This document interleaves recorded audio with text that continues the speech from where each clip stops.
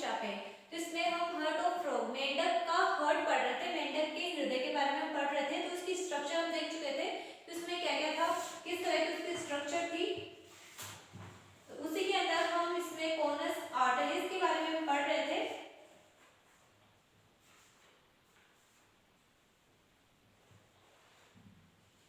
धमनी शंकु या कोनस आर्टेरियस, इसके स्ट्रक्चर के बारे में पढ़ रहे थे। तो इसके स्ट्रक्चर बनाते हुए एक बार में वापस से, तो फिर इसकी जो कोनस आर्टेरियस है वो क्या क्या वर्क करती है उसके बारे में पढ़ेंगे।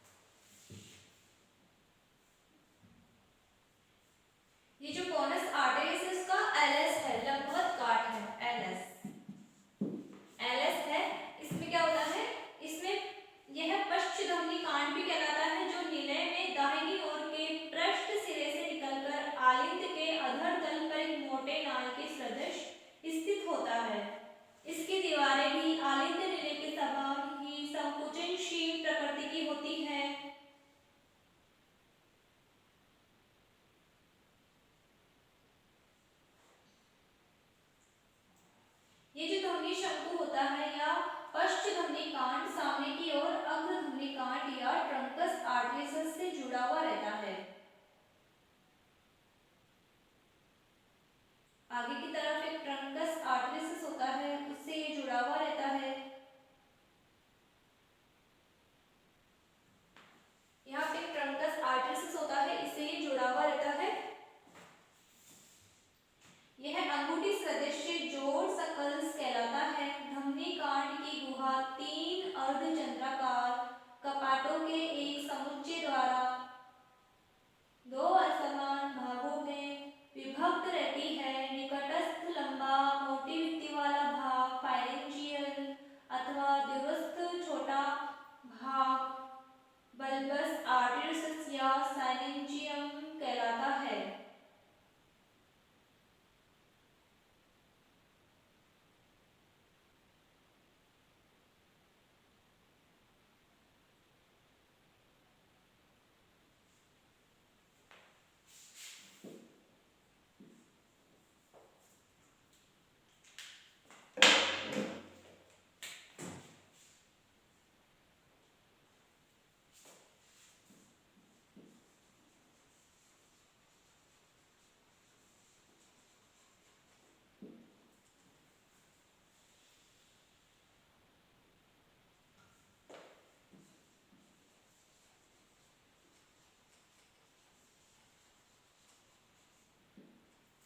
फाइरेंजियम एंड सिरेंजियम, जो दूर दूर वाला छोटा भाग होता है वो तो साइनेंजियम कहलाता है, और जो मोटी भित्ति वाला पास वाला पार्ट होता है धमनी कांड के अंदर, जो अर्धचंद्राकार कपाट पाए जाते हैं, जो वाल्व पाए जाते हैं, यहाँ पे जो वाल्व पाए जाते हैं, इनके अंदर जो मोटा वाला पार्ट होता है तो फाइरेंजियल, और जो सिरेंजियल होता है वो होता है दूरस्थ छोटा भाग। ये छोटा वाला पार्ट होता है उसको साइनेंजियल कहते हैं।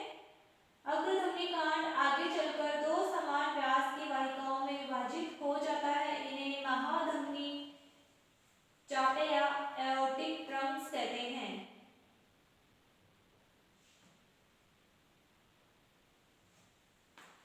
ये एओर्टिक ट्रंक्स होती है।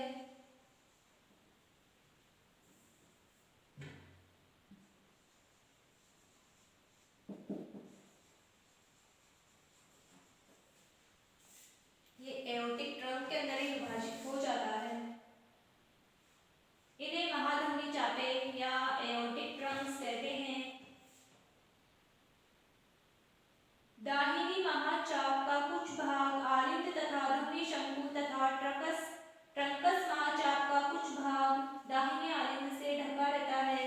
धमनी शंकु तथा धमनी कांड के संगम पर 4 अर्धचंद्राकार कपाट स्थित होते हैं।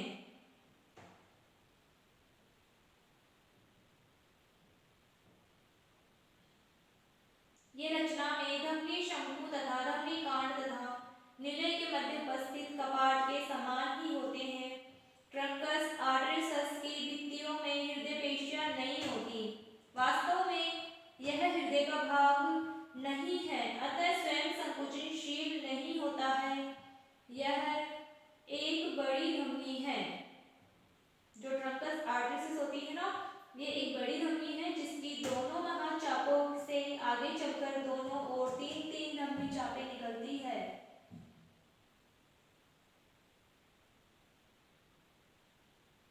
जिनको एओर्टिक आर्चेज कहते हैं। 3-3 धमनी चापें इससे निकलती है।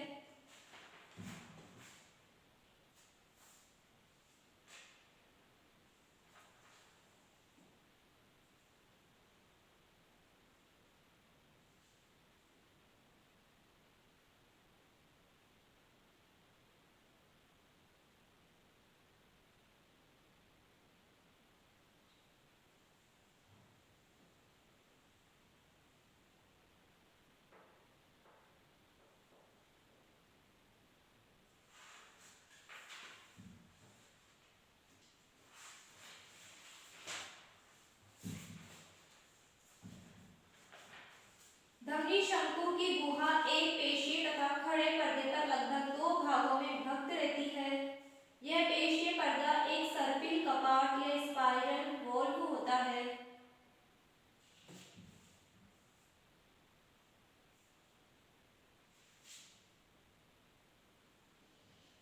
यहाँ पे एक स्पाइरल वॉल्व होता है।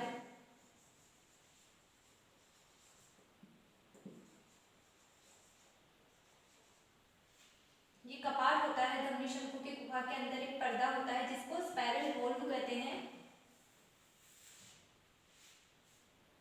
यह पृष्ठ दीवार से निकलकर नीचे की ओर तथा दाहिनी ओर झुका रहता है।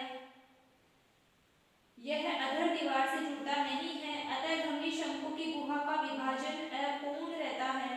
दाहिना तथा अधर भाग धमनी रक्त गुहा व केवम एओर्टिकम अथवा फुसफुस गुहा गुहिका कहते हैं।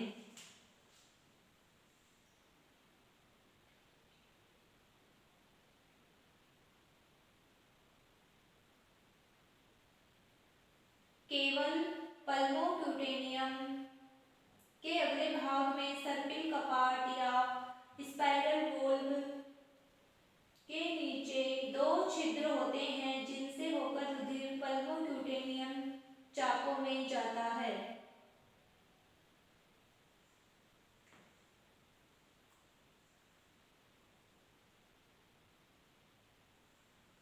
ये केवम ऑफ पल्मोक्यूटेनियम है।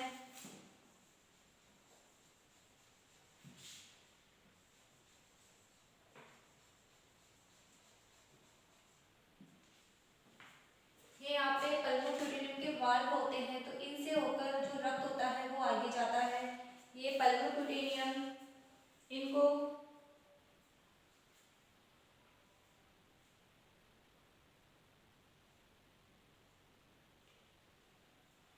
जो केवम पल्मोक्यूटेनियम है उसके आगे के भाग में स्पाइरल वॉल्व या उसके नीचे दो छिद्र होते हैं। जो स्पाइरल वॉल्व होता है, ये स्पाइरल वॉल्व है, इसके नीचे दो छिद्र होते हैं जिससे होकर रक्त रुधिर ये ब्लड है वो पल्मोक्यूटेनियम चाप या आर्चेज में जाता है। ट्रंकस अर्थात अग्रधमनी कांड की या अग्रधमनी कांड भी एक अनुप्रस्थ पट्टी द्वारा स्वयं तथा इसकी दोनों शाखाओं की गुहा दो चैनल्स में विभक्त रहती है। अनुप्रस्थ पट्टी को सेप्टम ट्रंकाई कहते हैं।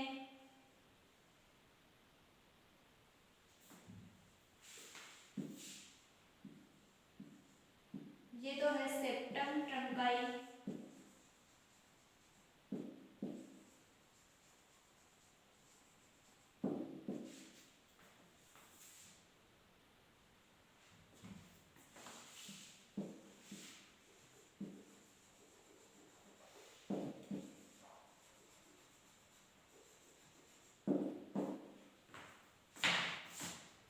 अनुप्रस्थ पट्टी के पृष्ठ तथा ट्रंकस की पृष्ठ दीवार के नीचे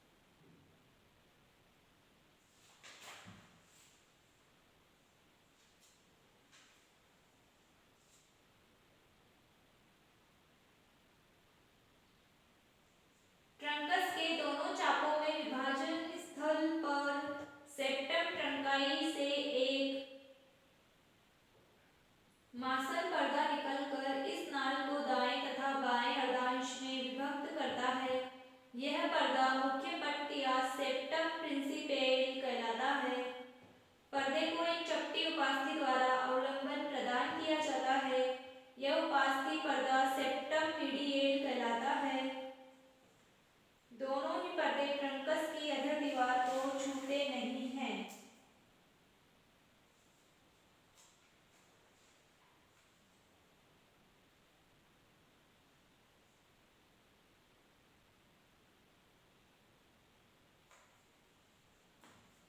ये सेप्टम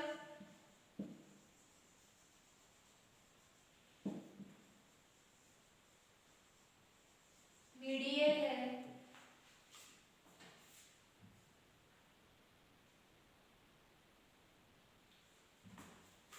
सेप्टम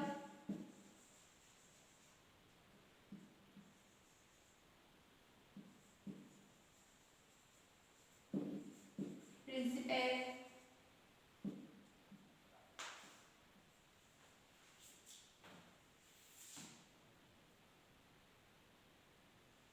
ये डिस्क ऑफ सेप्टम मीडियल है।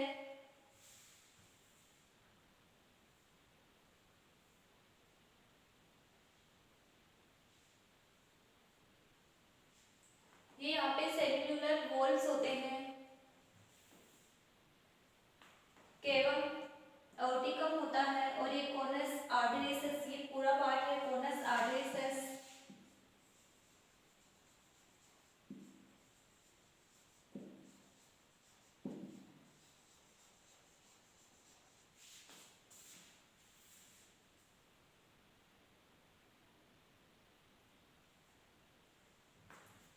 यहाँ पे opening of common aortic arch होती है। कॉमन एरोटिक आर्च होती है, उसकी ओपनिंग होती है।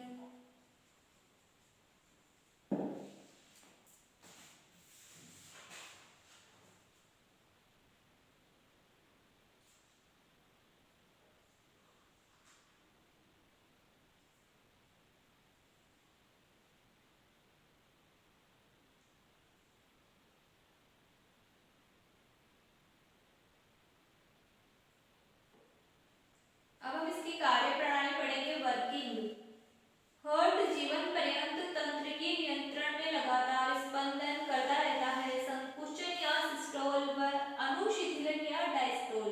संकुचन को सिस्टोल और डायस्टोल को अनुशीतलन कहते हैं कि क्रियाएं पाई जाती है। संकुचन की क्रिया एक क्रम से संपन्न होती है। तो हम पढ़ रहे हैं वर्किंग या कार्यप्रणाली। तो इसके अंदर भी क्या होता है, सिस्टोल और डायस्टोल पाया जाता है। सिस्टोल फिर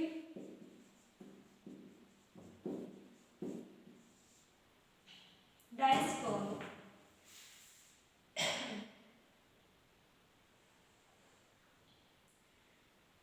संकुचन की क्रिया एक क्रम से संपन्न होती है। शिरा कोटर में सबसे पहले, इसके बाद आलित, फिर निलय तथा सबसे अंत में धमनी कांड में संकुचन होता है। सबसे पहले इसमें आलित में संकुचन होगा, फिर निलय में और लास्ट में धमनी कांड में संकुचन होगा।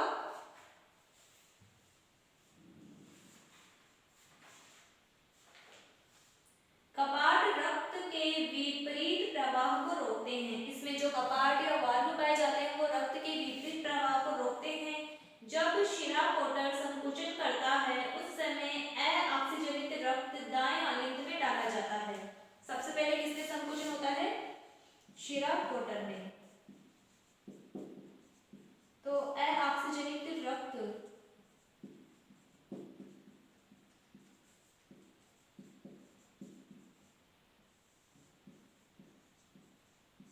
अऑक्सीजनित रक्त होता है, उसको दाएं आलिंद में डालते हैं। दाएं आलिंद, राइट ऑरिकल, दाएं आलिंद में डाला जाता है। सबसे पहले शिरा कोटर में संकुचन होता है।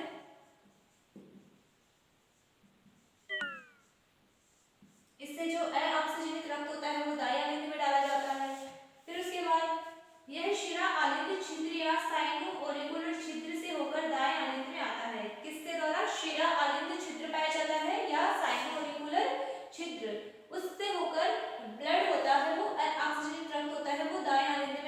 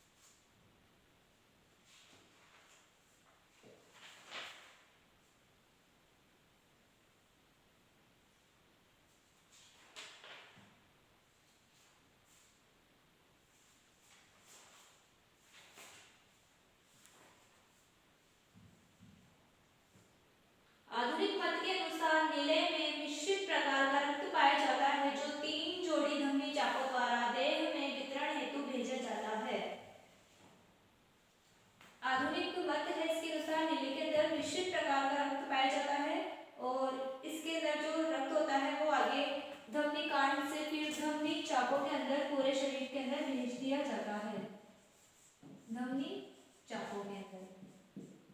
तो इस तरह से जो फ्रॉग है, हार्ट के फ्रॉग के अंदर इस तरह से इसकी वर्किंग होती है। सबसे पहले इसका जो इसका हार्ट है उसके अंदर सिस्टोल डायस्टोल की प्रक्रिया होती है, उसके बाद शिरा कोटर होता है, उसमें संकोचन होता है, इससे अऑक्सीजनित रक्त दाएं आलिंद में ले जाया जाता है, इसमें संकोचन होता है फिर, और फेफड़ों से ऑक्सीजनित रक्त होता है वो फुसफुस शिराओं के द्वारा बाएं आलिंद में ले जाया जाता है।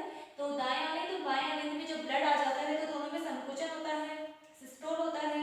इसके बाद बाएं आलिंद और दाएं आलिंद दोनों का जो ब्लड होता है वो नीले में चला जाता है, नीले में फिर संकोचन होता है, नीले के अंदर संकोचन होता है तो ब्लड धमनी कांड में प्रवाहित किया जाता है, फिर धमनी कांड से धमनी चापों के द्वारा जो ब्लड होता है वो पूरे शरीर में सर्कुलेट या पूरे शरीर के अंदर इसको डिस्ट्रीब्यूट कर दिया जाता है। इस तरह से इसकी वर्किंग या काम करने की क्षमता या प्रणाली है, प्रोसेस है।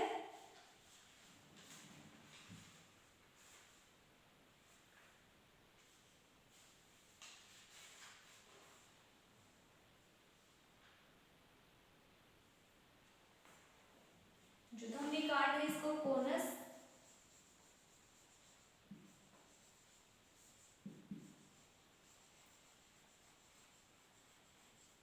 आर्टरीज भी कहते हैं।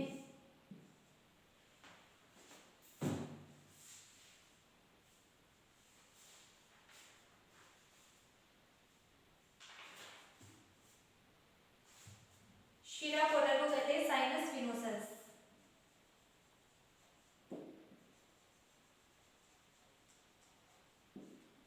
साइनस विनोसस इसके थ्रू ऑक्सीजन रक्त होता है, उसको आलिंद में, दाएं आलिंद में ले जाया जाता है,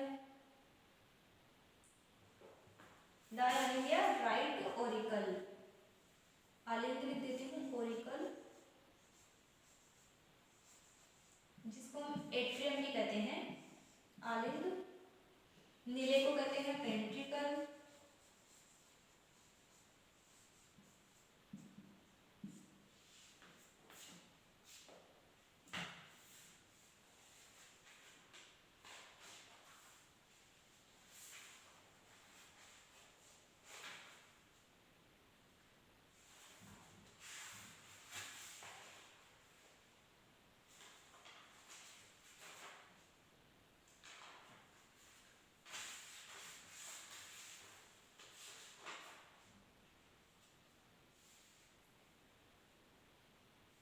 उसके बाद जो एरोटिक आर्चेज होती है वहां धमनी चापें होती है, सॉरी धमनी चापें होती है, उससे पूरे ब्लड बॉडी के अंदर ब्लड को प्रवाहित कर दिया जाता है जहां जहां ब्लड की जरूरत होती है। इस तरह से ये हार्ट ऑफ फ्रॉग था जो हमने कंप्लीट कर लिया है।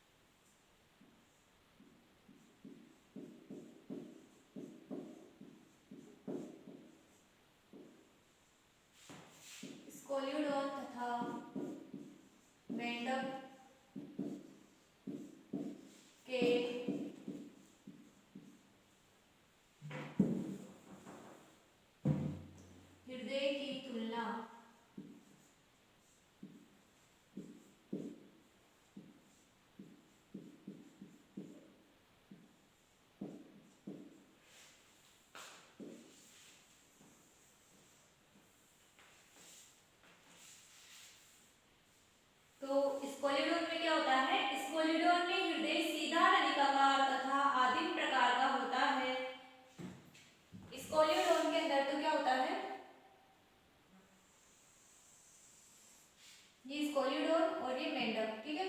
इधर लिख देती हूँ स्कोलियोडोन,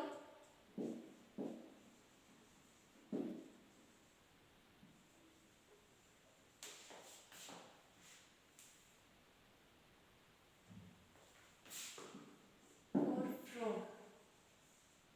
तो जो स्कोलियोडोन का जो हृदय होता है ना वो कैसा होता है, सीधा नलिकाकार आदिम प्रकार का, सीधा नलिकाकार और आदिम होता है। जबकि जो फ्रॉग का हर्ट होता है वो नाशप्रति की आकृति वाला होता है और दोहरा होता है और सुविकसित होता है। जबकि इसका तो आदिम प्रकार का होता है, इसका सुविकसित हृदय होता है और नाशपति की आकृति का होता है, नाशपति की आकृति का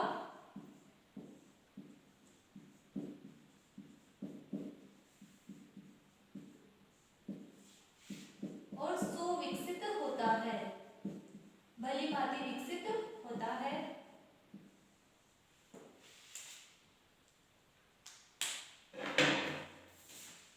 सेकंड है, यहाँ हृदय शिरा हृदय या गिल हृदय प्रकार का होता है, क्योंकि हृदय में अशुद्ध रक्त ही पाया जाता है। इसके हृदय के अंदर अशुद्ध रक्त पाया जाता है, इसलिए इसके हृदय शिरा हृदय या गिल हृदय प्रकार का होता है। हृदय शिरा हृदय या गिल हृदय, ये गिल हृदय प्रकार का होता है, क्योंकि क्या पाया जाता है, अशुद्ध रक्त पाया जाता है इसमें। जबकि जो फ्रॉग है इसका हृदय फुसफुसी हृदय प्रकार का होता है। इसका हृदय कैसा होता है, फुसफुस हृदय, इसमें शुद्ध रक्त भी पाया जाता है।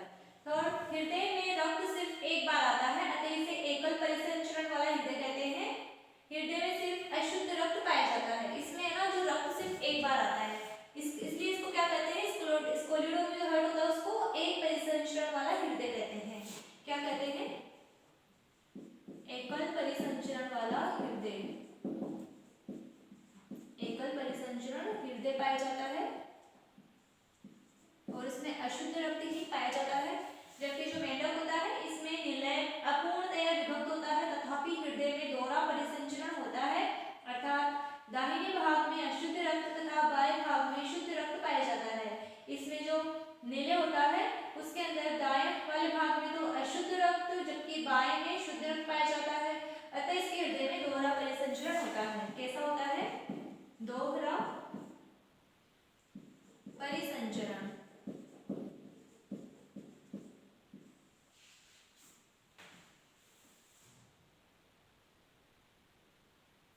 इसका स्कोलियोडोन का जो हृदय होता है वो परिहृदय या पेरिकार्डियम से घिरा रहता है और ग्रसनी के नीचे होता है।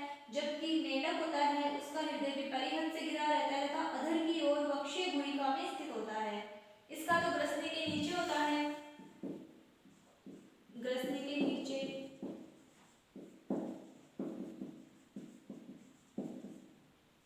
जबकि जो फ्रॉग होता है उसका जो हृदय होता है वो वक्षीय गुहिका में होता है,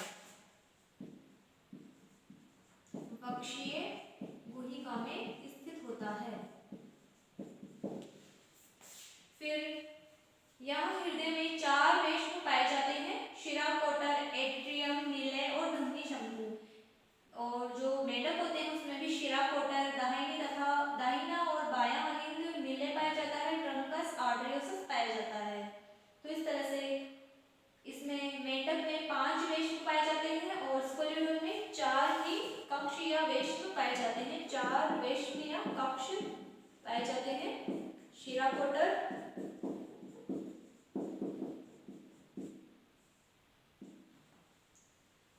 एट्रियम यानी आलिंद, निलय और धमनी शंकु। आलिंद,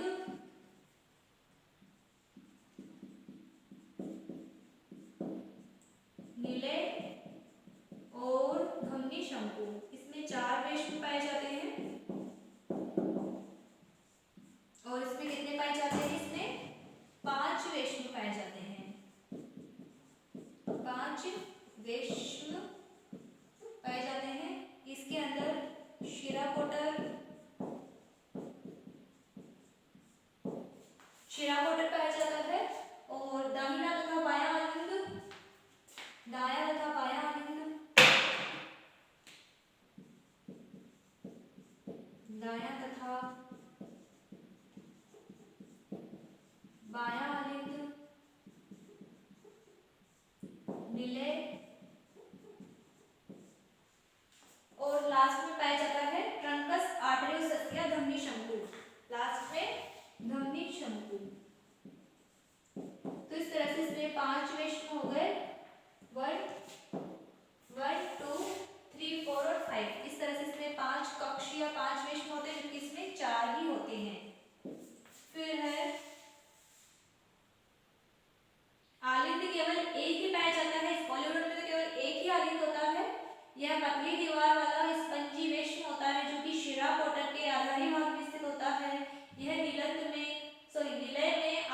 नीले छिद्र द्वारा खुलता है। तो आलिंद केवल एक होता है और मेंढक में आलिंद बाएं से बड़ा होता है। मेंढक में जो आलिंद होते हैं वो दो होते हैं, आलिंद नीले के सामने स्थित होते हैं। दोनों आलिंद एक सामान्य आलिंद नीले द्वारा नीले में खुलते हैं। तो इसके अंदर कितने आलिंद होते हैं? एक आलिंद होता है, जबकि इसमें दो आलिंद होते हैं, एक दायां आलिंद और एक बायां आलिंद पाया जाता है। फिर नीले पेशी भित्ति वाला हृदय की अति प्रमुख वेश्म होता है तथा आलिंद के आधारी भाग में स्थित रहता है। इसका भीतरी तल असंख्य पेशी धागों से जुड़ा रहता है, जबकि जो मेंढक है उसमें नीले मोटी दीवार वाला अविभक्त वेश्म है। इसका नुकीला सिरा पीछे की ओर रहता है। यह पेशीयुक्त होता है तथा आंतरिक दीवार में कोलमनी कोरनी नामक पेशीयुक्त कटक पाए जाते हैं। तो जो मेंढक का नीले है वो मोटी दीवार वाला अविभक्त रेशम है, जबकि ये जो स्कोलियोडोन है उसके अंदर जो नीले पाया जाता है वो पेशी भित्ति वाला हृदय का अति प्रमुख रेशम है। इसमें तो अविभक्त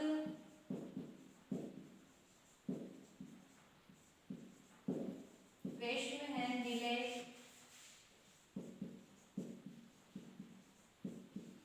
और इसके अंदर नीले होता है वो होता है अति प्रमुख रेशम। प्रमुख उसमें नीले होता है।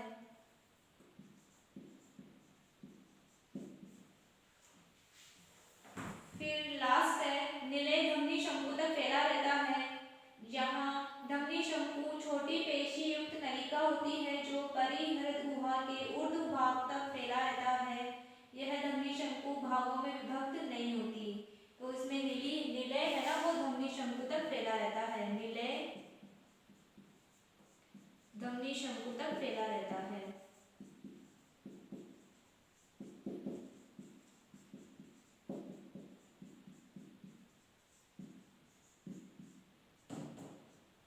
और जो धमनी शंकु है ना वो आगे विभक्त, आगे के भागों के अंदर विभक्त नहीं होता है, जबकि जो मेंढक का हृदय है उसमें धमनी शंकु एक अग्र आधारी दाहिने भाग से पेशीयुक्त धमनी शंकु उत्पन्न होता है। इसमें सर्पिल कपाट पाए जाते हैं। आगे की ओर जाकर ट्रंकस आर्टरीज के रूप में दो भागों में विभक्त हो जाता है। प्रत्येक ट्रंकस पुनः तीन चापों कैरोटिड देहिक तथा फुस्फुसी तोषी में विभक्त हो जाता है। तो इसमें जो धमनी शंकु है ना वो ट्रंकस आर्टरीज के अंदर विभक्त हो जाता है। फिर उसके बाद जो ट्रंकस होते हैं वो तीन चाप होते हैं कैरोटिड देहिक और फुस्फुसी तोषी में विभक्त हो जाते हैं। तो जो मेंढक का धमनी शंकु है वो आगे विभक्त रहता है। तो इसके अंदर जो धमनी शंकु होता है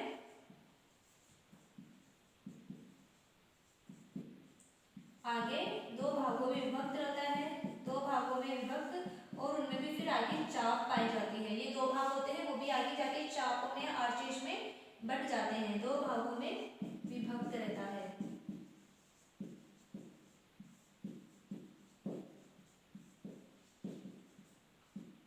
तो इस तरह से कुछ डिफरेंस थे, कुछ अंतर थे स्कोलियोडोन और फ्रॉग के हृदय के अंदर।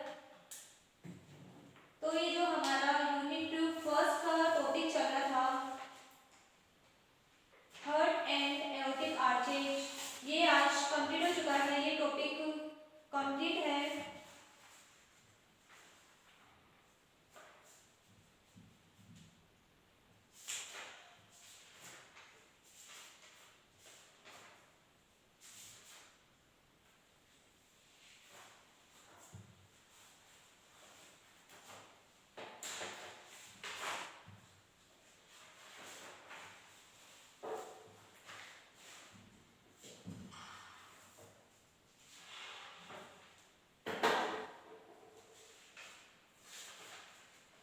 स्कोलियोडोन और फ्रॉग का हार्ट था, हार्ट एंड एओर्टिक आर्चेज के अंदर। तो हार्ट के बारे में हमने पढ़ा।